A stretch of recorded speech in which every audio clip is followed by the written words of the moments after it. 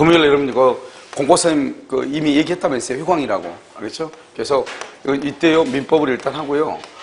그 다음에 6월 6일인가?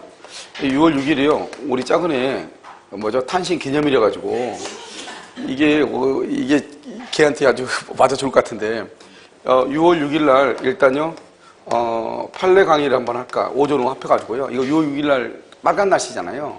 그래서 오전으로 합해가지고요. 그래서 판례 강의를 한번 할까 생각 중이에요. 그래서 판례는 여러 가지가 있죠. 국가고시에 나왔던 것이 있고 공중에서 나왔던 것이 있는데요. 여러분 우리 보면 기출 지문에 남아 있는 것들 있잖아요. 거기 보면 판례인 것들이 있고 조문인 것들이 있는데 여러분들이 문제 지문을 보면 이것이 판례인지 아닌지 잘 모를 수가 있잖아요. 그래서 기본적으로 우리가 이제 적어도 다른 것을 몰라도 공중에서 나왔던 기출문제가 이건 판례다, 이것은 이런 문제다, 이 정도는 알아야 되잖아요. 그래서 거기 판례가 지금 민청하고 채권은 다 됐고 물권법이 지금 공유부터 밑에 이제 뒤에를 해설을 해야 되는데요. 그 판례를 가지고 강의를 해볼까 생각 중인데 다는 못할 거예요. 아마 하게 되면 하루나 하더라도 아마 물권법이 지금 지문이 어느 정도 됐는지 모르겠는데요. 전부 다를 강의하려면 약간 시간이 걸리지 않을까 싶어요. 알겠죠? 그래서 너무 그렇다고 해서 너무 오래 할 수도 없는 것이고요. 그래서 6월 2일 날은 강의를 하고 6월 6일 날이 화요일이잖아요. 화요일 날 강의할 때는 주야 합반을 해가지고 그 판례 강의를 할까 생각 중이에요. 아시겠죠? 일단요 보도록 하겠습니다. 어디로 보시면 요약집을 한번 보셔요. 요약집을 보면 이런 우리가 29쪽을 한번 보세요. 의사표시 효력 발생 시기라고 되어 있죠. 그렇게 되어 있어요. 자, 의사표시 효력 발생 시기를 거기를 보시면 우리가 이제 뭐냐면 의사표시 효력 발생 시기는요. 먼저 무슨 주의 원칙이라고 되어 있죠? 도달주의 원칙 이렇게 되어 있죠. 그래서 이것은 원래 채권법 해야 되는데요. 그냥 하도록 하겠습니다. 먼저 우리는요. 의사를 편지를 이렇게 쓰죠. 그 다음 편지를 붙이죠. 그 다음 편지를요 받죠. 편지를 받고 그 다음 편지를 읽는단 말이죠. 읽고 이 편지를 쓰는 것을 뭐란다? 표백주의라고 하고요. 편지를 붙이는 것을 뭐란다? 발신주의라고 하고 편지를 받는 것을 뭐라고 얘기해요? 도달주의라고 하고 읽는 것을 요지주의다 이렇게요. 그 다음에 표백주의는 상대방이 없는 경우요. 상대방이 없는 경우이고요. 발신하고 도달은 상대방이 있는 경우인데 이 도달주의가 원칙이고요. 그 다음에 발신주의가 예외가 되는 것이에요. 알겠죠? 그래서 도달의 원칙이고 발신이 예외고요. 그 다음에 이 도달이라는 것은 뭐냐? 도달이라는 것은 이제 우리가 봐야 되는데 거기 한번 볼까요? 도달은요. 도달이라고 하면 사회통념상 상대방이 통제 내용을 알 수 있는 그랬죠. 줄고요. 알 수 있는 이 키워드예요. 그러면서 거기다가 내용을 알 필요 X. 내용을 알 필요가 없어요. 그냥 알 수 있으면 되는 거예요. 내용을 알 필요가 없어. 알 수 있는 줄고요. 객관적 상태에 놓여져 있는 경우 거기를 줄고요. 객관적 상태에 놓여 있다 이 말은 현실적으로 수령 X. 현실적으로 뭐 할 필요가 없다? 수령할 필요가 없다 이 말이죠. 왜요? 이런 봐봐요. 우리가 객관적인 상태라고 하는 것은 뭐냐면 우편함에 편지가 꽂혀 있는 것을 도달로 본다 이 말이죠. 우편함에 편지가 꽂혀 있는 거. 그러니까 우편함에 편지가 꽂혀 있으면 내가 언제요? 퇴근했을 때 그 편지를 받는 거잖아요. 그러니까 우리가 도달이라는 것은 우편함에 꽂혀 있어도 도달로 보기 때문에 현실적으로 뭐 할 필요가 없다? 수령할 필요가 없다. 그래서 여러분 두 번째 줄 보세요. 현실적으로 수령하거나 통제 내용을 알 것까지 필요하지 않는다. 이 말이 중요해. 그래서 현실적으로 수령하거나 통제 내용을 알 것까지 표현하지 않는다. 그 다음에 또 한 가지 이제 시험에 요즘 최근에 잘 나오고 있죠. 줄고요, 거기요. 상대방이 그 다음에 줄고 정당한 사유 없이 바로 옆에 수령을 거절 딱 거기요. 정당한 사유 없이 수령을 거절하죠. 그래도 뭔 걸로 본다? 의사표시의 효력이 생기는 것으로 의사표시의 효력이 생기는 것 이퀄 도달한 것 이 말이죠. 우리가 의사표시는 도달함으로써 효력이 생긴다 이렇게 돼 있잖아요. 그래서 여기요 의사표시의 효력이 생기는 것 도달한 것으로 본다 이런 말이죠. 알겠죠? 그 다음에요 바로 옆에 바로 밑에 상대방의 편지가 뭐하죠? 도달하죠. 도달하였다면 바로 옆에 유지하기 전이라도 처리할 수가 없죠. 도달하면 처리하지 못하죠. 옆줄 거 쓰면 뭐라고 써야 돼요? 도달하기 전에 철회 가능. 도달 전 철회 가능해요. 도달 전. 그 다음에 이번에 도달로 인정되는 경우라고 되어 있죠. 그럼 도달로 인정되는 경우는 동거하는 가족이나 고용인이 우편물을 수령할 때 알죠? 본인에게 전달하지 않더라도 그것은 도달로 보는 것이에요. 그 다음에 이걸 1번 중요하지 않지만 니은은 중요하죠. 등기 취급의 방법 바로 옆에 내용 증명 우편이요. 이런 경우는 바로 밑에 내용증명편 바로 밑에요. 송달되었다 이렇게 송달되었다고 볼 것이다. 그러니까 내용 증명하고 등기부는 송달인데요. 그 다음에 디귿 봐봐요. 등기 취급 방법 줄거요. 등기는 우리 뭐냐? 우리 민법에서 봐봐요.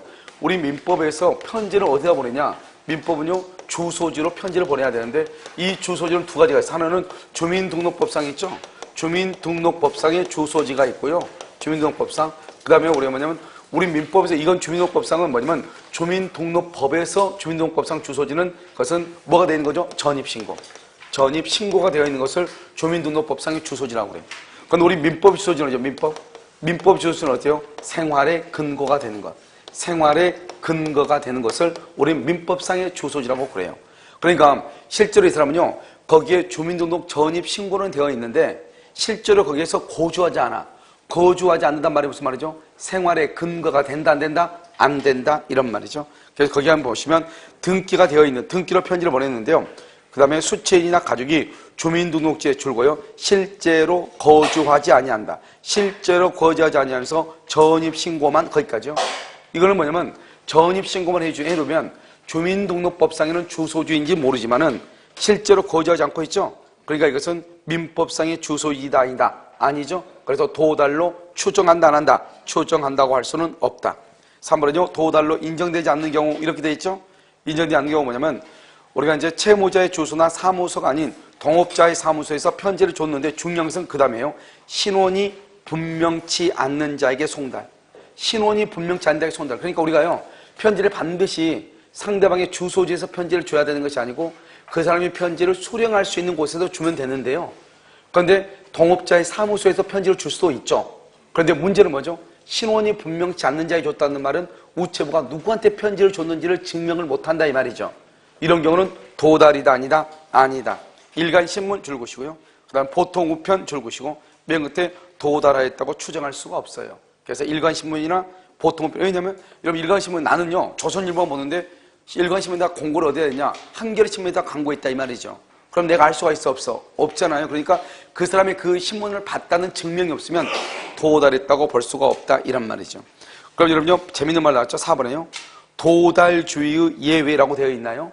도달주의 예외란 말이 무슨 말이죠? 이건 무슨 주의다? 발신이다. 여기 봐봐요. 여기 봐봐요. 도달이 원칙이죠. 그럼 발신이 예외죠. 그러니까 도달주의 예외 그 말은 뭐다? 다른 말로 하면 발신주의다 이 말이죠. 알겠죠? 여기서 우리가 이제 알아야 될 것은 다른 것들은 시험에 정답을 할 수가 없어요. 정답을 할 수 있는 것이 뭐냐면 여러분요 세 번째 쪽 끝에 한번 봐봐요. 격지자 간 계약의 승낙 통지죠. 격지자 간의 청약은 도달이지만 승낙은 무슨 주의죠? 발신주의죠. 그래서 격지자 간 계약의 승낙의 통지 이렇게 돼 있나요? 이것을 우리는 뭐란다? 발신주의라고 얘기해요. 그러니까 격지자를 뭐로 바꾸면 안 된다? 대화자로 바꾸면 안 돼. 대화자. 대화자 간의 청약에 대한 승낙은 무슨 주의다?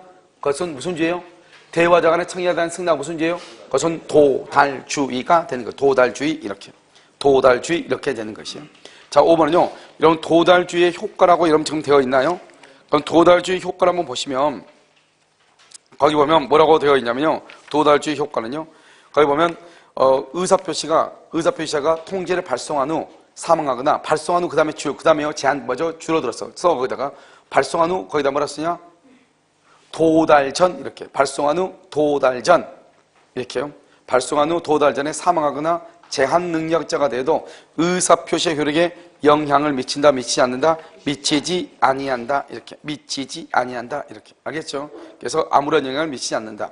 2번은요 의사표시에 무슨 능력이라고 되어 있죠? 수령 능력이라고 되어 있나요? 자, 의사표시의 수령 능력 이렇게 되어 있죠? 자, 112번을 보면요 의사표시의 상대방이 여기 이것은 여러분 뭐냐면 이런 걸 얘기하는 거죠. 여기서 이렇게 갑이라고 하는 사람이 을한테 편지를 보냈어요.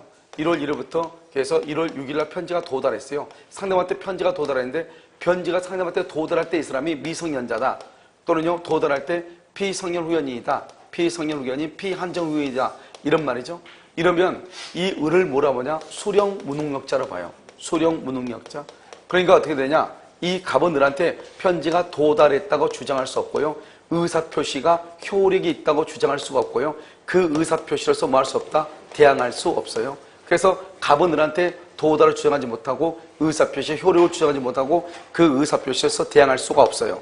그런데요 미성년자가, 제한능력자가 스스로 주장할 수는 있어, 없어? 있어. 그다음 또 한 가지 중요한 것은 제한능력자의 법정 대리인이요. 이 법정 대리인이 그 사실을 안 때는요, 안 때부터 도달을 주장할 수 있어. 안 때. 예를 들어서 편지가 도달한 1월 6일인데요. 안 것은 1월 8일 날 알았다 이 말이죠. 그럼 언제부터 도달한다? 1월 8일부터. 알겠죠? 그래서 한번 보시면은요. 의사표시의 상대방이 의사표시를 받은 때에 제한능력자인 경우에는 의사표시자는 그 의사표시에서 뭐 할 수 없다? 대항할 수 없다. 대항할 수 없다 줄고 효력을 주장 X. 의사표시의 효력 발생을 주장할 수 없다 이 말이죠. 효력 주장 X. 다만 상대방의 법정 대리인이 의사표시가 도달한 사실 안후 법정 대리인이 줄고시고 그 다음에 가운데에 안후 뭐 할 수 있다? 대항할 수 있다. 도달 주장 이 말이죠. 도달을 주장할 수 있다 이런 말이죠. 그럼 이런 공시송달에서 가장 중요한 키워드는 뭐라고 그랬죠? 공시송달은 과실 없이 그 말. 과실 없이 표의자가 과실 없이예요. 과실로 그러면 안 돼. 과실 없이 상대방을 알지 못하거나 상대방의 소재를 알지 못한 경우는 의사표시는 민사소송법 공시송달 규정에 의하여 뭐 할 수 있다? 송달할 수 있다 이렇게. 송달할 수 있다 이렇게. 자, 그러면 대리를 한번 보셔요. 우리가 이제 대리라고 하는 것을 이제 한번 보시면은요. 대리는 우리가 이제 보면 어떻게 되느냐. 대리는요. 여기서 이제 대리는 우리 법률행위죠. 이 법률행위를 보면은 뭐가 있냐면 먼저 성립 요건이 있고 효력 요건이 있어요. 효력 요건을 보면 일반적 효력 요건이 있고 특별 효력 요건이 있는데 여기에 뭐가 나오냐? 대리권이 나와요. 알겠죠? 그래서 이 대리권이라는 것은 효력에 관한 것이니까 법률행위의 효력이 관한 거죠. 그러니까 만약에 대리권이 없다? 그러면 효력이 없으니까 무효일 수밖에 없는 거예요. 그래서 우리가요, 대리권이 없다? 무권대리죠? 무권대리는 무효다 이렇게. 그런데 여기에서요, 이거 법률행위죠? 법률행위는 반드시 뭐가 있어야 돼요? 의사표시가 있어야 돼요. 의사표시. 그러니까 법률행위니까 여기서 뭐를 안 되냐?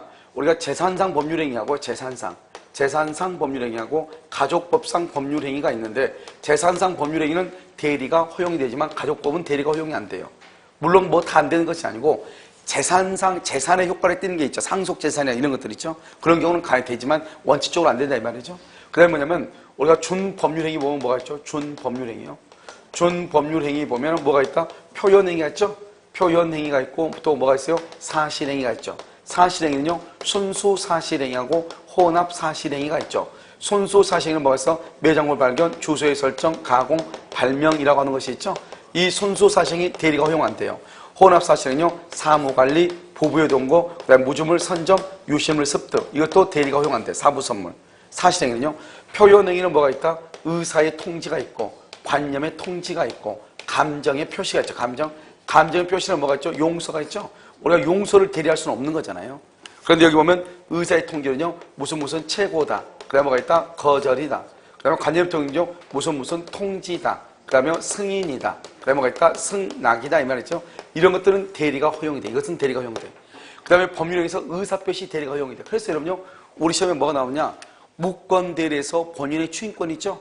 추인권을 대리할 수 있는가? 대리로 추인할 수 있는가? 추인할 수 있다 이 말이죠. 왜요? 추인권은 상대방 있는 단독행위로서 의사표시잖아요. 알겠죠? 그러니까 법률행위, 의사표시, 즉 법률행위는 단독계약, 합동행위가 있죠. 이 법률행위가 재산상 법률행위는 대리를 할 수 있다 이 말이죠. 의사표시는. 알겠죠? 그 다음에 또 뭐가 안 된다? 불법행위. 불법행위는요, 대리가 허용된다, 안 된다? 안 된다. 이렇게요. 대리가 되는 것이 있고 안 되는 것이 있는데 예전에는 다음 주 중에서 대리가 허용되는 것, 허용되지 아니하는 것 해가지고 이런 것들이 시험에 나왔단 말이죠. 알겠죠? 그래서 뭐라고요? 추인하고 철회하고 그다음에 최고 거절 그다음에 여기가 발명 또는요 무주물 선점 이런 식으로 찾는 것. 알겠죠? 그래서 사실행위는 대리가 허용되지 않고요. 의사의 통지, 관념의 통지는 대리가 허용이 된다. 이렇게.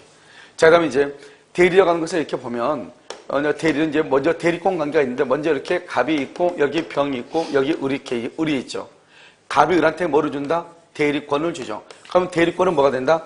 먼저 대리권은 발생하고 그 다음에 변경하고 그 다음에 뭘 한다? 소멸하는 것이죠. 그래서 대리권이 발생하는 것은 어떻게 발생한다? 법정 대리가 있고 그 다음에 무슨 대리가 있어요? 임의 대리가 있죠. 지금부터 우리가요 이 법정 대리가 뭔지 임의 대리가 뭔지 알아야 되는데 법정 대리는 첫 번째가 중요한 것은 법률의 규정이에요. 이 법률의 규정이 뭐가 있다? 친권자라고 하는 사람이죠. 친권자.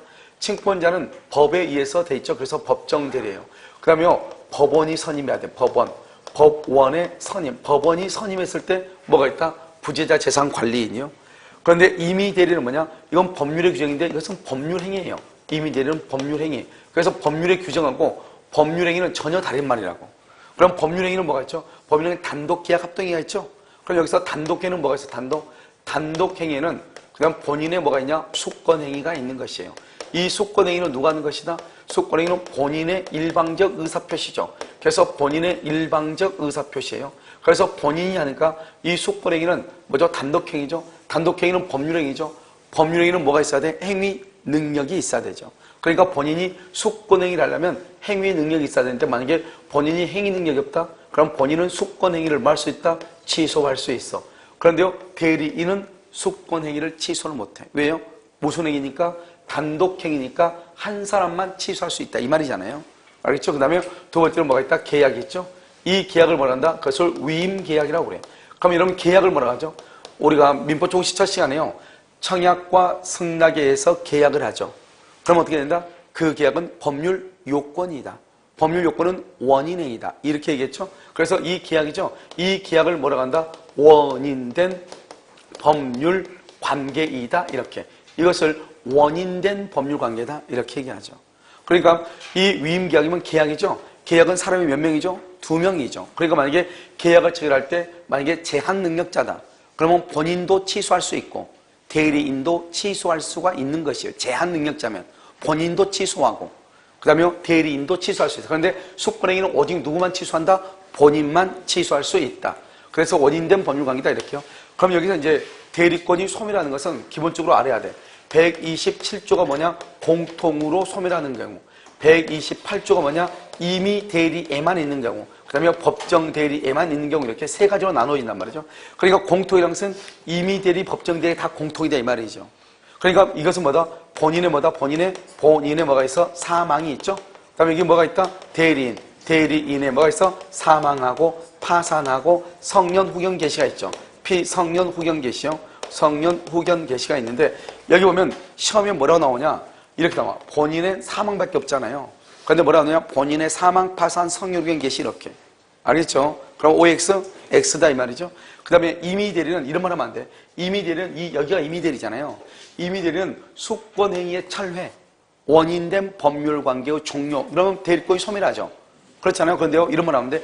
임의대리권의 소멸 원인은 수권행위 철회와 원인된 법률관계 종료에 한한다. OX. 그건 말이 안 돼요. 왜냐하면 공통적으로 이게 다 해당하고 알겠죠?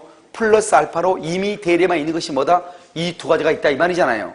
그 다음에 이것만 있는 게 아니죠. 대리권은 의사표시가 스스로 뭐 할 수 있어? 포기할 수도 있는 거예요.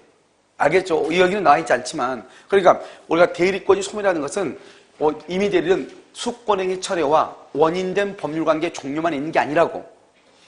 이것을 다 갖추고 이런 것들도 있고 이거 공통이니까 그거 빼고 이거 말고도 이런 것들이 임의대리만 있다요. 법정대리는 이것이 있다 없다? 없다 이 말이죠. 그래서 감정평가사 시험에 뭐라고 나왔냐? 임의대리권은 공통의 소멸 원인 외에도 원인된 법률관계 종료에 하나요 소멸한다. OX, X 뭐가 있어? 뭐가? 수권행위가 있으니까 안 된단 말이죠. 이해됐죠 지금? 자, 그 다음에 법정대리는 이거 다 되죠. 본인의 사망 다 공통적으로. 그 다음에 제한 능력자가 뭐가 된다? 능력자가 된다. 그래서 여러분들 항상 우리가 법정대리란 말을 썼다는 것은 지금 누가 있다는 거예요? 제한 능력자가 있다는 말이에요. 그러니까 제한 능력자가 있으니까 법정대리란 말을 쓰는 거죠. 처음부터 제한 능력자가 없다. 그럼 처음부터 법정대리란 말을 써 안 써? 사용할 수가 없단 말이죠. 알겠죠? 그래서 이것을 이제 두 개 아시고. 그 다음에 이제 이 대리권은 이제 변경이죠. 변경은 일정한 대리권의 범위가 있어야 돼. 범위 안에서 대리권을 남용을 해. 대리권을 남용하니까 이 대리권을 뭘 해야 돼? 제한을 시켜야 된다. 이런 말이죠. 대리권을 제한시킬 때 공동대리하고 자기계약 뭐가 있다? 쌍방대리 금지라고 하는 것이 있죠.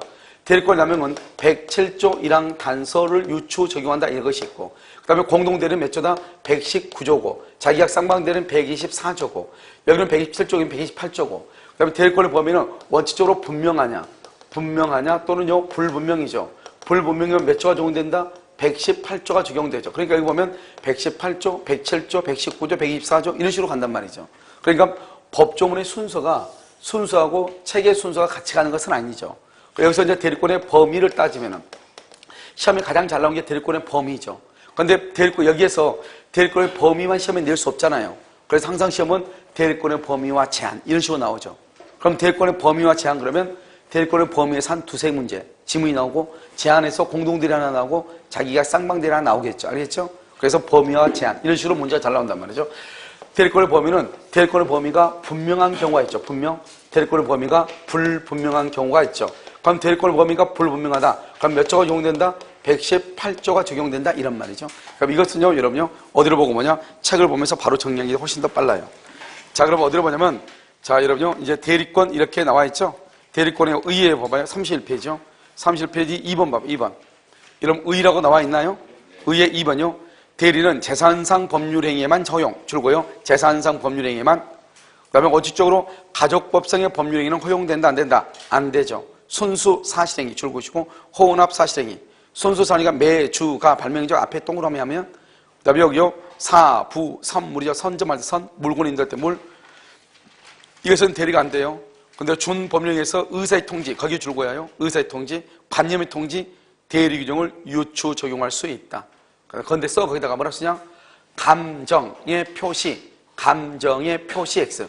감정의 표시는 된다, 안 된다? 안 된다. 이런 말이죠. 알겠죠? 불법행위 당연히 안 되죠. 자, 그 다음에 대리권이라고 되어 있죠? 그럼 대리권을 뭐라고 하냐? 이런 봐봐요. 대리권이란 게 뭐예요? 대리권이란 것은 대리인이 자기가 계약을 하죠. 계약을 하고 나서 그 모든 법률 효과를 누구에게 기속시키죠? 본인에게 기속시키죠. 자기한테 아니고 본인에게 기속시키죠. 그래서 법률 효과를 본인에게 생기게 할 수 있는 법률상의 줄고요. 권한이다, 지위다, 자격이다. 그만 줄고. 그래서 이거는 보통 뭐라 한다? 권한이라고 하죠. 권한. 그래서 여러분 좀 봐봐.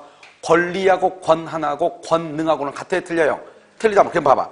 이런 여기 우리가 이제 법률 용어로 설명을 할 때 권리는 뭐다 이렇게 얘기하는 게 참 어려워.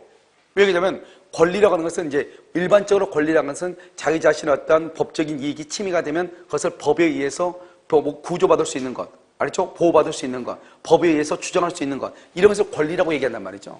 그런데 그것만 권리가 아니고 우리가 권리라고 하는 것은 뭐냐면 또 이렇게도 얘기한단 말이죠. 권리라고 하는 것은 권리는 뭐다? 소유권이죠. 소유권은 점유 권능과 사용 수익 권능과 그 다음에 처분 권능으로 이루어졌다. 이렇게도 얘기한단 말이죠. 그러니까 권능이 모여서 뭐가 이루어진다? 권리가 돼. 그러니까 권리라는 것은 또 어떻게 표현하냐? 권능을 구성 요소로 하는 것이다. 알겠죠? 그럼 여기서 권능이라는 게 뭐다?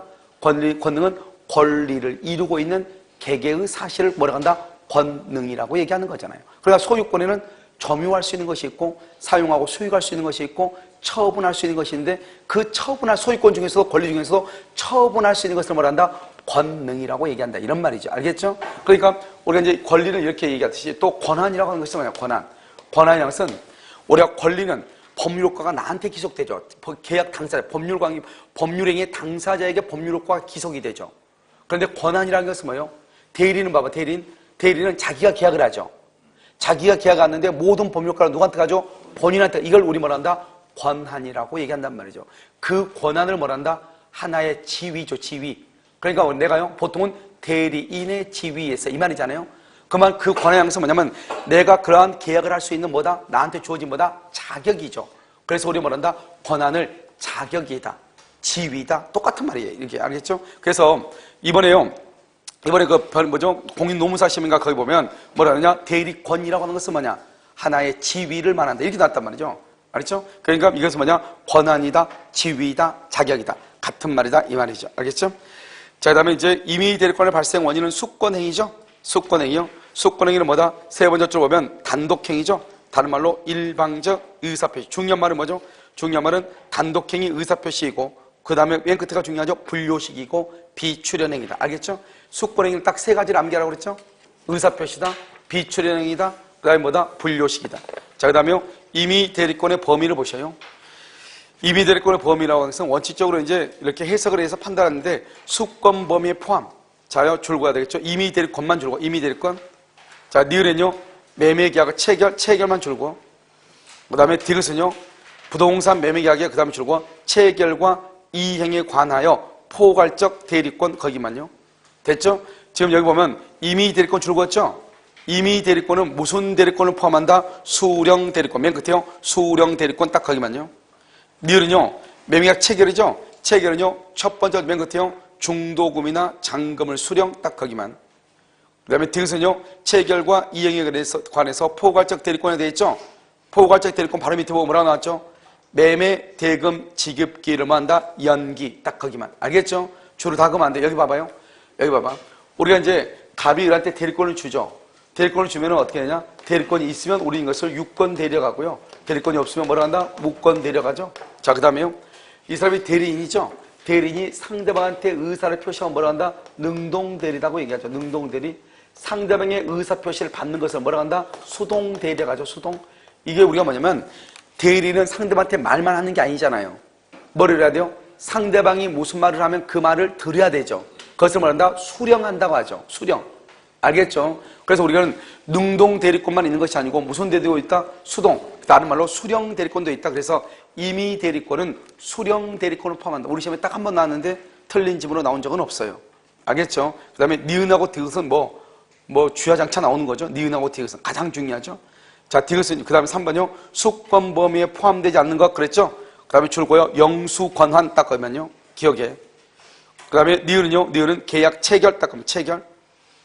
디귿은요. 예금 계약의 체결 딱 거기만. 니은은요. 경쟁 입찰 딱 거기만. 입찰. 그 다음에 미음 있죠? 미음은요. 가운데 특별한 사정이 없는 부동산을 매수할 권한, 매수할 권한, 매수 줄 것이고 매수. 자, 지금 줄거었죠? 자, 그럼 다시 봐. 기억이요. 기억에서는 무슨 말이 있어야 돼? 영수 그러면요. 첫 번째 끝에요. 일부 면제. 된다, 안 된다? 안 돼. 하려면 뭐가 있어야 돼? 특별 수권 이렇게. 됐죠? 니은요. 계약 체결이죠? 체결은 뭐가 안 된다? 바로 옆에 해제. 해제. 된다, 안 된다? 안 돼. 해제만 줄고. 디귿은요. 매매계약 체결이죠?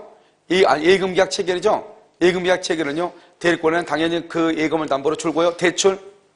그 다음에 대출 받거나 이를 처분. 그래서 예금계약을 체결했죠. 예금계약. 그런데 그것을 대출이나 처분이란 말이 나오면 된다, 안 된다? 안 돼.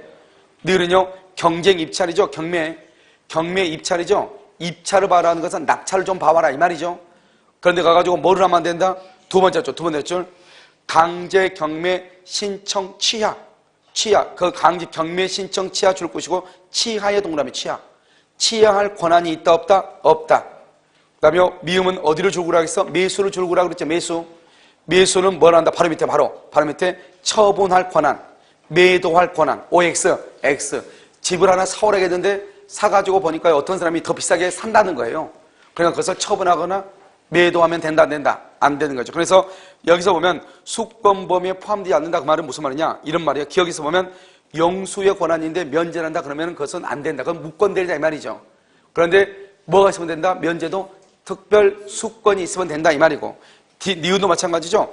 매매계약 체결대리권에는 해제할 수가 없죠. 해제하면 그 해제는 무권대리니까 본인한테 효력이 없죠. 그런데 무슨 말이 있으면 된다? 특별 수권이 있으면 된다 이 말이죠. 그래서 저는 봐봐.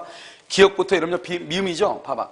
기억부터 미음을 딱 해가지고 여기서 플러스요. 플러스 뭐가 있으면 된다? 특별 수권이 있어야 된다 이렇게. 기억부터 미음은 특별 수권이 있으면 가능하다 이런 말이에요. 그러니까 이것은 특별 수권이란 말이 없으면 이런 것들은 가능하다, 가능하지 않다, 가능하지 않다 이것을 얘기하는 것이죠. 자, 그 다음에 여기요. 대리권의 범위가 이제 분명한 경우, 분명하지 않는 경우 봤죠? 자, 불분명한 경우 봐. 불분명한 경우를 보면 수권 범위로 대리권의 범위를 알 수 없을 때가 되어 있죠. 118조인데요. 기억해 보면 뭐라 나왔죠? 보충 규정이라고 나와 있나요? 이 보충 규정이라는 말이 무슨 말이에요? 우리가 보충적이라는 말은 다른 것을 보라 이 말이죠. 그러니까 해석을 먼저 해가지고 대리권의 범위가 명확한지 아닌지를 보라 이 말이죠. 대리권의 범위가 명확하면 그리 가고 명확하지 않을 때 맨 마지막으로 오라 이 말이죠. 이쪽으로. 알겠죠? 그것을 보충 규정인데 118조가 뭐라고 되어 있죠? 권한을 정하지 아니한 대리인은 다음 각 코에 줄거봐 행위만 할 수 있다. 여기 무슨 말이 들어있어? 지금 만자 들어있죠. 만자. 알겠죠? 그러니까 이 만이란 말을 쓰려면 다음 각 코의 행위만이니까 보존행위와 대리의 목적인 물건이나 권리의 성질을 변하지 아니한 범위 내에서 그 이용 또는 계량하는 행위만 할 수 있다면, 그러니까 만이란 말을 붙이려면 이 1호하고 2호를 다 포함했을 때 만이란 말을 쓰고 이런 말 하면 돼, 안 돼? 대리권의 범위가 불분명할 때는 보존행위만 그러면 돼, 안 돼? 안 된다 이 말이죠. 알겠죠? 다음 각호 행위만 그랬기 때문에 이 이라고 이를 다 포함했을 때는 만이라는 말을 쓰지만 1호만 쓰거나 2호만 쓸 때는 만이라는 말을 쓰면 돼, 안 돼? 안 돼. 그러면 1호만 쓰거나 2호만 쓸 때는 어떻게 해야 돼? 보존행위를, 이용계량행위를 그래야지. 만 그러면 안 된다 이 말이죠. 알겠죠? 그런데 2호에서 중요한 것은 대리의 목적인 물건이나 권리의 줄과 성질을 변하지 아니하는 범위, 성질을 변하지 아니하는 범위. 거기서 무슨 행위다? 이용 또는 계량하는 행위. 이용 또는 계량 행위를 한마디로 뭐라면 거기다 이퀄 관리행위라고 그래요. 관리행위. 관리행위 옆줄 긋고 임대차 계약 이렇게 임대차. 관리행위 임대차 계약이라고 얘기해요. 자, 거기 보면 보존행위하고 이용 계량행위 이렇게 되어 있나요? 자, 그럼 봐봐. 보존행위 오른쪽 박스에 보존행위는 기본적으로 세 가지만 알면 되는데요. 우리 시험에는 이제 뭐도 나왔냐? 두 번째 줄 보면 부패하기 쉬운 물건을 매각하는 이렇게 났어. 알겠죠? 그런데 실제로는 수선, 미등기 부동산의 등기. 이때 미등기 부동산의 등기는 무슨 등기를 얘기하죠? 앞에다 써 가로역을 닫고 보존을 얘기하죠. 보존 등기를 얘기하겠죠? 그 다음 맨 끝에요. 소멸시효를 중단 닦기. 소멸시효를 중단. 알겠죠? 이것을 보존해요. 이런 봐봐. 예전에는 다음 주에서 연결이 바르지 않는 것을 이렇게 놨어. 그건 사실 창피한 거죠. 알겠죠? 이게 뭐가 중요해요? 이게 보존행위다 뭐가 중요하냐고. 성질이 변할 때면 다 할 수 있는 거잖아요. 보존행위는 그냥 할 수 있는 것이고, 제한 없이 할 수 있는 것이고, 이용과 계량을 봐봐. 이용과 계량은 뭐다? 이용은 뭐죠? 임대를 주는 거죠. 그런데요, 계량은 뭐죠? 봐봐. 그럼 이용 계량은 시험에는 안 나와. 이용이냐 계량이냐 구별하는 것은 시험에 나온 적이 거의 없어. 그런데 봐봐. 계량이라는 게 뭐죠? 이렇게 생각하면 돼. 계량은 초과지붕을 기와지붕으로 바꾸는 걸 뭐라고 한다? 지붕 계량이라고 하죠. 그냥 지금 지붕이 있어 없어? 너 지붕 없어? 초과지붕 있잖아요. 지붕을 더 좁게 만든 게 계량이죠. 그러니까 봐봐. 본인이 갑이요. 본인 갑이 병이라는 사람한테 1억을 무이자로 보내줬어. 무이자로 빌려줬어. 그러고 난 다음에 이 돈을 병한테, 대리인한테 관리하라고 그래. 관리하라고. 그러니까 을한테 대리인이 돼가지고 병한테 뭐라냐? 오늘부터 법정 이자 줘야 되겠는데 이렇게 얘기해. 그럼 돈 빌려준 건 사실이잖아요. 무이자를 뭐로 바뀌었어? 이자로 바꿔놨죠. 좋아졌어, 나빠졌어? 좋아졌죠, 본인한테. 그걸 계량이라고 하는 거죠. 그런데요, 처음으로 주는 걸 뭐라 한다? 이용이라고 하죠. 그러니까 내가 집을 이렇게 관리하는데 이 집 그대로 관리하면 뭐예요? 다른 사람한테 뭘 주면 돼요? 월세 주면은 돈이라도 몇 푼 받잖아요. 그것을 이용한다고 하는 거예요. 무슨 말인지 알겠죠? 그런데 계량은 현재 있는 것을 더 좋게 만드는 거죠. 돈 빌려준 것을 무이자로 빌려준 것을 이자를 받는 거죠. 그것을 뭐라 한다? 계량이라고 얘기하는 것이에요. 알겠죠? 그런데 중요한 것은 봐봐. 이런 말 하면 안 돼. 보존행위는 성질이 변하지 않는 범위 내에서 보존행위 그러면 큰일 나.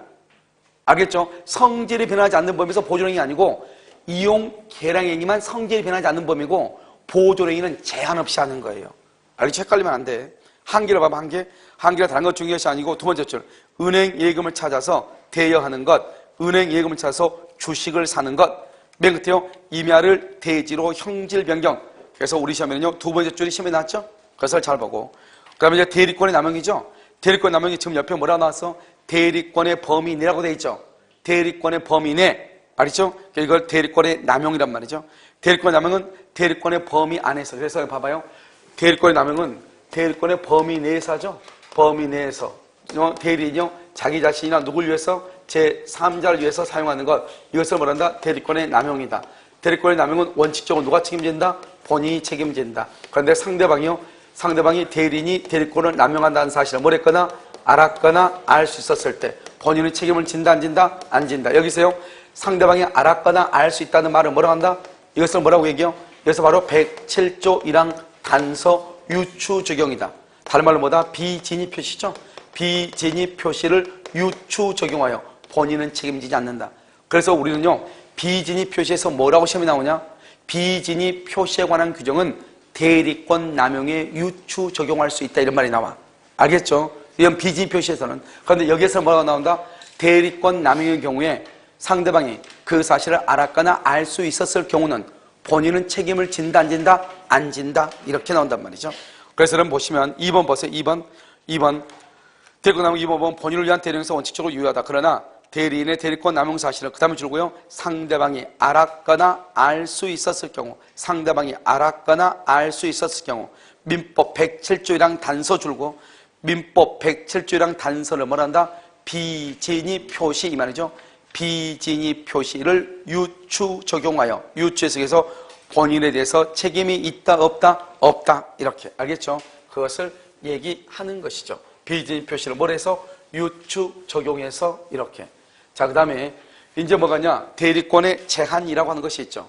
그럼 대리권의 제한은 먼저요. 119조가 뭐냐? 119조가 공동대리예요. 공동대리 딱 하나만 하면 돼. 대리인이 수인이다. 대리인이 수인이야. 여러 명이야. 여러 명이면 여기서요. 능동대리가 있고 수동대리가 있어요. 그럼 수동대리는 언제나 대리인이 많아도 각자가 대리예요. 수동대리가 뭐죠? 상대방의 의사표시를 뭐 한다? 받는 거죠. 능동은요. 상대방한테 의사를 표시하는 것이죠. 그래서 능동대리는요. 원칙은 무슨 대리다? 원칙은 각자가 대리예요. 알겠죠? 그런데 예외적으로 어떻게 한다? 법률의 규정이 뭐가 있어요? 법률의 규정은 누가 있어? 공동으로 알아도 된 거. 친권자지 뭐예요? 친권자. 그다음에 그냥 수권행위 말로 이렇게 하는 경우가 있다 이 말이죠. 이럴 때는 뭘 한다? 공동으로 한다 이 말이죠. 공동. 이것은 의사 결정을 공동으로 하는 것인데요. 잘 봐봐요. 여기서 보면 우리가 능동대리하고 수동대리 차이는 뭐냐? 여기는 언제나 각자 대리죠. 그래서 뭐라고 얘기하냐? 수동대리는 능동대리에 관한 법원칙을 모두 다 받아들이는 것이 아니다. 알겠죠? 여기는 언제나 각자인데 여기는 공동대리가 될 수 없죠. 여기는 공동대리가 될 수가 있는데 그래서 공동대리는 수동대리 안 돼. 그래서 우리 시험에 뭐라 나왔냐? 수동대리는 능동대리에 관한 법원칙을 부분적으로 수용한다. 부분적으로. 알겠죠? 그래서 그것을 우리는 얘기한다. 능동대리, 수동대리다. 이렇게 대리인이 여러 명 있고 이때의 대리인은 무슨 대리다? 임의 대리인이 여러 명 있을 수 있고 법정 대리인이 여러 명 있을 수 있죠. 수권행위에 의한 경우는 무슨 대리? 임의 대리가 여러 명이고 여기 보면 친권자는요. 법정 대리죠. 법정 대리가 두 명이잖아요. 그러니까 여러 명 있을 수 있죠. 그래서 가끔 시험에 뭐라고 나오냐? 대리권 남용은 임의 대리에 한정한다. 말이 되나요? 그게요? 이런 우리 법에요. 임의 대리에만 한정하고 법정 대리에만 한정하는 것은 거의 없어요. 알겠죠? 대리권 남용이라든가 자기계약 쌍방 대리 금지라든가 다 아무 말 없이 대리 그러면 무슨 대리 포함하는 거예요? 임의 대리, 능동 대리, 임의 대리, 법정 대리를 포함하는 거예요. 그래 그런 거 가지고 헷갈린다. 그럼 말이 안 되는 거죠. 우리가 담보체험에서 뭐라고 얘기했어요? 매수인은 그런 말이 있고 선의의 매수인은 악의의 매수인 이런 말이 있다고 그랬죠. 담보체험에서. 그럼 매수인은 그럼 뭐를 불문해? 악을 불문하잖아요. 대리도 임의 대리만 얘기하려면 앞에다 반드시 임의라고 붙여야 돼. 법정 대리만 얘기하면 앞에다 반드시 법정의 말을 붙여야 돼. 알겠죠? 그런데 아무 말이 없이 그냥 대리다. 대리권 남용이다. 대리권 아무 말 없이 대리권 남용이죠. 법정 대리권 남용이라고 써야지. 만약 법정 대리에 해당하면. 이런 그런 생각 안 들어요? 그러니까 우리 가끔 시험 보면 뭐라 나오냐? 대리권 남용은 법정 대리에는 적용돼야 안 되는 말이 나와. 그럼 그걸 가지고 고민하는 사람이 있더라고요. 매수인은 그러면 아무 말 없으면 선의 악의를 불문하듯이 대리권 그러면 아무 말 없으면 임의 대리, 법정 대리를 포함하는 거예요. 만약에 우리가 125조 가면 125조는 뭐라고 돼 있죠? 대리권 뭐라고 돼 있어? 수여 표시라고 돼 있죠? 대리권 수여니까 여기는 무조건 무슨 대리만 돼? 이건 임의 대리만 되지. 이렇게 딱 얘기하면 그건 임의 대리죠. 그런데 뭐라고 돼 있냐? 126조는 권한을 넘는 이죠. 대리 권한을 넘는 이라고 되는데 이때 대리 권한은 임의 대리권인지 법정 대리권이 나왔어 안 나왔어? 그러면 임의 대리 법정 대리 다 포함하는 거죠. 대리권 소멸이다. 대리권 소멸 그러면 임의 대리권 소멸이란 말이 없잖아요. 그럼 무조건 다 뭐를 포함하는 거예요? 임의 대리 법정 대리 포함하는 거죠. 그런데 125조는 반드시 법정원의 제목이 뭐예요? 대리권 수여라고 돼 있잖아요. 그러면 대리권 수여 그러면 무슨 대리예요? 그건 임의 대리만 얘기하는 거잖아요. 내 말 지금 얘기됐죠? 그러니까 자기계약 쌍방 대리 금지다. 그럼 자기계약 쌍방 대리를 금지한 쌍방 대리. 근데 그놈의 대리가 임의 대리인지 법정 대리인지 말이 있어 없어? 없잖아요. 그럼 뭐요? 자기계약 쌍방 대리 금지든지 대리권 남용이든지 임의 대리 법정 대리가 다 포함되는 것이죠. 무슨 말인지 알겠죠? 그리고 어떻게 하나만 되는 게 어디가 있겠어요? 생각을 해보면. 그래서 이것을 얘기하는 거죠. 그래서 공동 대리요. 그래서 먼저 여러분요. 어디를 보시냐면 페이지 34쪽을 보면 공동 대리라고 지금 되어 있어요. 되어 있어. 공동 대리는 대리인이 수인 줄거. 대리인이 수인 법조문에 119조 수인 그다음 각자 동그라미 대리 동그라미 각자가 대리해. 법률 줄구시고 법률 친권자예요. 친권자. 법률 친권자는 두 명이죠. 그래서 이건 친권자는 무슨 대리죠? 법정 대리잖아요. 그 다음에 또는요 수권행위죠. 수권행위 이건 무슨 대리요? 임의 대리가 여러 명이 있다 이 말이잖아요. 지금 그러니까 임의대리 법정대리 다 되는 거죠. 공동대리는. 알겠죠? 그래서 다른 정한 바가 있을 때는 줄고 그러하지 아니하다 이꼴 그러하지 아니하다 뭐냐? 공동으로 대리한다 이 말이죠. 공동으로 대리한다 그 말이. 알겠죠? 그래서 여기에서 공동이라는 것은 의사결정 공동 딱 거기만요. 의사결정 공동. 그다음에 2번 수동대리는 수동대리 박스하고 박스. 언제나 각자 대리 딱 언제나 각자. 그래서 능동대리관 법원칙이 그 다음에 줄고요. 부분적으로 맨 끝에 적용. 부분적으로 적용돼. 알겠죠? 자, 그 다음에 5번 보세요. 대리권 소멸을 먼저 봐. 대리권 소멸은 뭐죠? 다음 각호 어느 안에 해당하는 사유가 있으면 소멸한다. 본인의 사망. 이런 말 하면 안 돼. 봐봐. 밑도 끝도 없이 본인의 사망, 파산, 성욕연 개시하면 돼. 안 돼? 안 된다고 몇 번 얘기했어. 본인은 사망만. 대리는 뭐다? 사망, 파산, 성유경 개시. 자, 이미 대리에만 투기한 것, 이미 대리에만 투기한 것 줄거 봐. 법률 행위에 의하여 수여된 대리권 그걸 줄거야 돼. 법률 행위에 의하여 수여된 대리권. 이걸 뭐라고 얘기해? 법률 행위에 의해서 수여된 대리권을 뭐라고 얘기해? 그것을 34페이지 맨 밑에 그것을 임의 대리라고 그래. 몇 번 얘기했죠? 봐봐. 여기 보라고. 법정 대리는 법률의 규정을 법정이라고 한다고. 법률 행위는 임의 대리를 얘기한다고. 법률 행위는 임의 대리. 법률 행위 단독과 계약이죠. 그것은 임의 대리를 얘기한다고. 그러니까 우리가 시험에 나올 때 임의 대리는 이렇게 시험에 나오는 경우는 드물다고. 이걸 뭐라고 풀어 쓴다? 법률 행위에 의하여 수여된 대리권 이렇게 법률 행위. 알겠죠? 그러니까 임의 대리 이 말이죠. 임의 대리는 127조 공통의 소멸 원인 경우에 외에도 그렇게 돼 있죠. 줄고 원인된 법률 관계의 종료. 원인된 법률 관계에서 위임 계약의 종료. 그 다음에 법률 관계가 종료 전이라도 본인이 줄고 수권 행위를 철회해도 소멸한다 이 말이죠. 알겠죠? 자, 그럼 여러분요 37페이지 한번 봐봐. 37페이지. 37페이지 보면 거기 뭐라 나왔죠? 120조 보여요? 120조 보여? 맨 위에 임의 대리권 복인권 보여요? 120조 보면 뭐라 나왔죠? 대리권이 법률 행위에 의하여 부여. 그렇게 돼 있어? 대리권이 법률 행위에 의하여 부여. 거기까지 줄고 대리권이 법률 행위로 부여됐다. 단독 또는 계약이다 이 말이죠. 수권행위 또는 원인된 법률관계다 이 말이죠. 이걸 무슨 대리라고 그래? 그것을 임의 대리라고 한다니까. 문제가 이렇게 나온다니까. 그러니까 임의 대리권은 이렇게 아니라고. 알겠죠? 대리권이 법률 행위에 의해서 부여된 경우 이렇게. 그걸 법정 대리 그러면 난리가 나는 거예요. 알겠죠? 무슨 대리다? 임의 대리다. 그것을 헷갈리면 안 돼요. 자, 그 다음에 자기계약 쌍방대리 금지 봐봐요. 우리 이제 자기계약 여기가 쌍방대리를 원래는 금지하죠. 쌍방대리요. 그런데 자기가 쌍방대리가 원칙은 금지가 되는데 예외적으로 본인이 승낙이 있으면 되는 경우가 있어. 뭐가 있죠? 본인의 승낙이 있으면 등기사무죠. 법무사, 등기사무. 그 다음에 주식의 뭐다? 주식의 명의를 바꾸는 거. 명의계서. 그 다음에 사채 알선업자. 이런 경우는요, 본인의 승낙이 있으면 가능하죠. 근데 우리 시험에는 등기만 시험에 나왔어. 알겠죠? 자, 두 번째는요, 본인의 승낙이 없어도 뭐는 된다? 채무이행. 이렇게 하면 안 되겠네. 헷갈렸으니까요. 이행은 원칙적으로 본인의 뭐가 없어도 본인의 승낙이 없어도 가능해. 원칙적으로. 그런데 예외적으로 본인의 승낙을 받아야 되는 경우가 있어. 그게 바로 뭐다? 바로 대물변제, 그 다음에 뭐다? 경계라든가. 알겠죠? 그 다음에 여기 세 가지죠? 다툼이 있는 것, 그 다음에 뭐가 있다? 항변권이 붙은 것, 그 다음에 뭐가 있다? 기한이 도래하지 않는 것, 기한미도래, 채무이행 있죠? 이 채무이행, 이것은 반드시 뭐가 있어야 돼? 이것은 본인의 승낙이 있어. 원래 채무이행은 원칙으로 본인의 승낙이 없어도 돼. 그런데 이것은 본인의 승낙이 있어야 돼. 그래서 여러분요, 이 본인의 승낙이 없어야 되는 게 뭐죠? 대리인이 본인한테 돈을 빌려줬어. 그래서 오늘이요, 돈 갚을 날짜예요. 그러면 이 대리인이요, 본인의 통장에서 자기 통장으로 계좌 이체시킬 때 본인의 승낙을 받아 안 받아? 안 받는다 이 말이죠. 어떤 경우 받는다? 이런 경우만 받는다 이 말이죠. 그리고 채무 이행할 때는 받지 않고 할 수 있다 이 말이죠.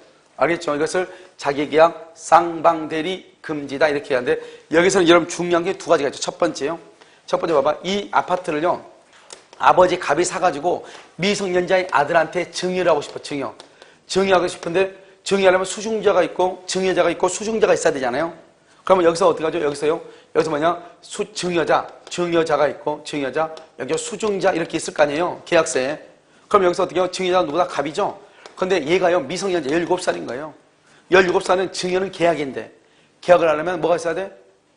행위 능력이 있어야 돼. 행위 능력이 있어 없어? 없죠. 그러니까 갑이요, 을을 대리하죠. 그래서 을의 대리인 갑. 그래가지고 갑 혼자서 북치고 장구치고 다 하는 거예요. 이렇게 하는 것을 뭐라 한다? 이것을 자기계약이라고 하는 거예요. 자기계약. 그런데 자기계약은 원칙적으로 왜 못하게 하는 것이냐? 본인한테 손해가 되니까 못하게 하는 거예요. 본인한테. 그런데 지금 보면 미성년자의 아들 본인한테는요, 가만히 있다가 아파트 하나 생기니까 손해예요, 이익이에요? 그래서 허용된다 이 말이죠. 자기계약이지만. 그래서 허용이 되는 것이다. 알겠죠? 그래서 여러분 보면 우리가요, 아버지가 아파트를 사서 아들한테 증여하는데 아들을 대리해서 증여를 해. 그런데 아들을 대리하니까 아버지가 대리인이고 아들이 본인이죠. 본인은 이익이다 손해다? 이익이죠. 그래서 허용이 된다 이 말이죠. 자기계약이지만. 또 한 가지는 우리가 물건이 하나가 있어. 물건이 하나가 있다면 하나. 물건이 딸랑 하나예요. 딸랑 하나인데 이것을요, 갑이라는 사람도 을한테 서로 경락받아 달라고, 병이라는 사람도 을한테요, 자기한테 이걸 경락받아 달라는 거예요. 물건은 하나인데. 그럼 어떻게? 물건은 하나밖에 없잖아요. 그런데 서로 자기한테 경락을 받아 달란다 이 말이죠. 그러면 을은 갑한테 경락을 받아주면 병한테 안 되고, 병한테 받아주면 갑한테 안 되죠. 판례가 이것을 뭐라 했다? 이란 것은 유효이다 무효이다? 무효이다. 알겠죠? 무효이다. 이렇게 얘기했어. 자, 한번 볼까요? 거기 보면 자기계약 쌍방대리 33페이지 뭐라고 되어 있다? 124조 보면 대리인은 본인의 허락, 거기만 줄거 본인의 허락이 없으면 본인을 위하여 자기와 법률행위라거나, 자기와 법률행위를 자기계약이죠. 동일한 법률에 대해서 당사 쌍방동감이 대리동감이 쌍방대리를 못하죠. 그럼 반대로 해석하면 어떻게 해요? 허락이 없으면 본인의 허락만 줄거라고 그랬죠. 본인의 허락이 있으면 자기와 법률행위 자기계약이나 쌍방을 말 수 있다? 대리할 수 있다 이 말이죠. 쌍방을 말 수 있어? 대리할 수 있다. 이런 무슨 말인지 지금 아시겠죠? 그러니까 반대라면은 허락 없으면 못하니까, 허락이 있으면 한다 이 말이죠. 그러나를 봐봐. 그러나 채무이행은 허락이란 말이 있어 없어? 없죠. 그러나 채무이행은 허락이 없어도 할 수 있다 이 말이죠. 알겠죠? 자, 그럼 봐. 이왕 허용되는 경우 있죠? 허용되는 경우 기억. 법무사 줄 것이고, 법무사 맨 끝에 등기 신청행위 법무사. 그 다음에요, 니은 중요하죠? 친권자, 우리 시험에 아직 안 나왔지만 자신의 부동산을 미성년자인 자녀에게 증여. 알겠죠? 친권자가 자신의 부동산을 미성년자인 자녀에게 증여, 딱 거기요. 자녀를 대리해서 계약을 체결하죠? 자기계약이지만 유효. 그 다음에 줄거 주식의 명의개서. 아직 우리 시험에 안 나왔어. 주택관리 시험에 나왔다고 그랬죠? 주식의 명의개서. 자기계약이지만 맨 끝에 뭐가 된다? 허용된다. 그 다음에 여러분요, 굳이 거기다 더 두 개를 쓰면 니을 한번 써봐. 니을에서 사채 알선업자 이렇게요. 사채 알선업자. 비읍에다 하나 더 써.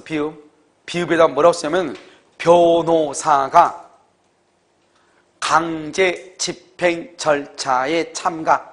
변호사가 강제 집행 절차에 참가. 이렇게 변호사가 강제 집행 절차에 참가하는 경우 이 말이죠. 아시겠죠? 자, 그 다음 장을 볼까요?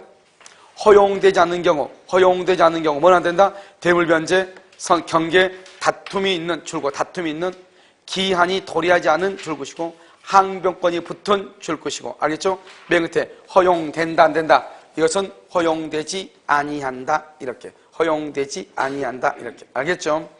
그 다음에 니은은요, 본인이 무권 대리인에게 채무를 진 경우 대리는 줄고 본인의 허락이 없더라도 채무를 자신에게 면제, 채무 줄 것이고, 변제 동그라미 채무를 변제할 수 있어. 허락이 없어도. 채무 이행이죠. 변제는 뭐란다? 채무 이행이라고 하죠. 그런데 기억은 왜 그래요? 기억은 이것은 뭔가가 문제가 있는 거잖아요. 알겠죠? 그래서 이것은 허락이 있어야 되고, 그 다음에 4번이 아주 중요하죠. 4번. 갑자기 왜 4번이 났지? 여기요. 자, 이것은 뭐냐면 124조 위반되는 대리인은 무권 대리인이다. 판례는 줄거 부동산 입찰에서 동일 물건 줄 것이고, 그 다음에 2인 이상의 대리인. 그래서 맨 끝에 뭐란다? 무효라고 했다. 무효. 무권 대리인은 큰일 나. 뭐라고 한다? 무효이다. 이렇게 무효.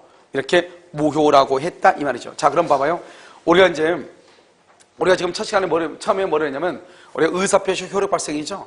그럼 의사표시 효력 발생이라는 것은 우리가요, 원칙적으로 도달주의죠. 도달하기 전에는 뭐 할 수 있다. 도달하기 전에는 처리할 수 있지만 도달하고 난 후에는 처리할 수 없다.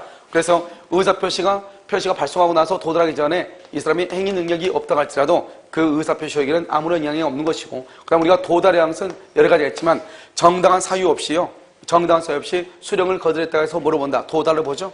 우리가 도달의 양은 현실적으로 수령할 필요가 있다 없다? 없다. 현실적으로 수령 내용을 알 필요가 없다. 일간신문 된다 안 된다? 안 된다. 일간신문.